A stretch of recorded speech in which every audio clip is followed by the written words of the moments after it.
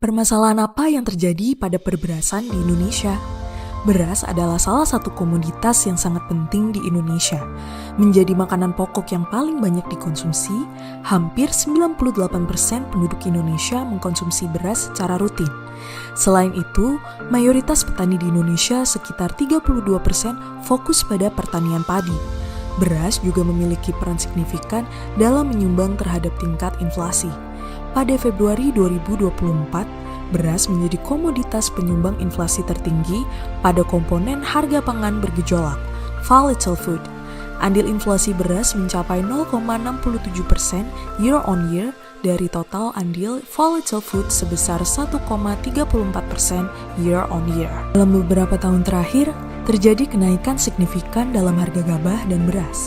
Dari Mei 2022 hingga Maret 2024, harga beras rata-rata meningkat sekitar 1,27% setiap bulannya. Penyebab utama kenaikan ini termasuk lonjakan harga pupuk pada tahun 2022, kenaikan harga bahan bakar minyak pada September 2022, dan pengaruh dari fenomena El Nino pada tahun 2023. Di sisi lain, konsumsi beras meningkat, sedangkan produksi padi terus menurun. Pada tahun 2018, konsumsi beras masyarakat sebanyak 29,57 juta ton dan terus meningkat di tahun-tahun berikutnya. Pada tahun 2023, konsumsi diperkirakan mencapai 30,56 juta ton. Di sisi lain, produksi beras justru mengalami penurunan signifikan. Produksi beras mencapai sekitar 33,94 juta ton di tahun 2018, kemudian turun menjadi hanya 32,24 juta ton di tahun 2023. Penurunan produksi tersebut utamanya disebabkan oleh penurunan luas panen dari 11,37 juta hektar pada tahun 2018 menjadi 10,21 juta hektar di tahun 2023. Konsekuensinya, agar harga tidak meningkat terlalu besar atau tinggi, Indonesia harus mengimpor beras selama beberapa tahun terakhir. Berdasarkan data BPS, impor beras menembus 3,06 juta ton pada tahun 2023. Untuk tahun 2024, pemerintah berencana mengimpor 3,6 juta ton guna memenuhi kebutuhan cadangan beras pemerintah. Apakah permasalahan komprehensif pada komoditas beras di Indonesia?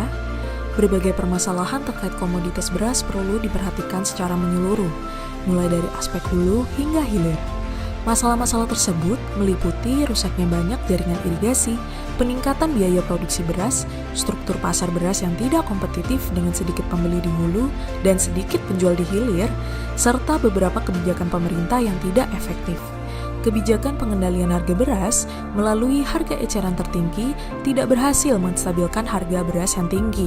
Begitu juga operasi pasar yang dilakukan pemerintah melalui stabilisasi pasokan dan harga pangan pada saat harga beras tinggi, namun belum mampu menurunkan harga karena volume yang terbatas dibandingkan dengan total kebutuhan. Lalu solusi apa yang perlu dilakukan? Untuk mencapai kemandirian pangan, produksi harus ditingkatkan. Luas lahan sawah perlu dipertahankan, bahkan jika memungkinkan ditambah dengan pembukaan lahan baru.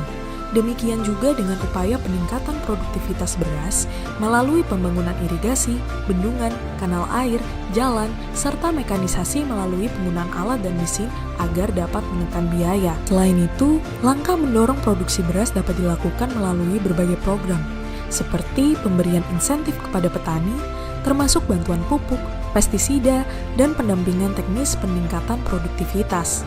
Di sisi konsumsi, upaya diversifikasi pangan perlu terus didorong untuk mengendalikan konsumsi beras. Kesejahteraan petani perlu terus ditingkatkan sebagai insentif untuk terus berproduksi.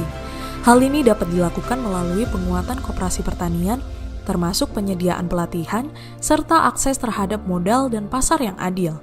Dalam jangka yang panjang, Indonesia perlu meningkatkan investasi dalam riset pertanian dan mengembangkan teknologi pasca panen. Dengan langkah-langkah ini, Indonesia memiliki kesempatan besar untuk memperkuat kemandirian pangan dan kesejahteraan petani secara berkelanjutan.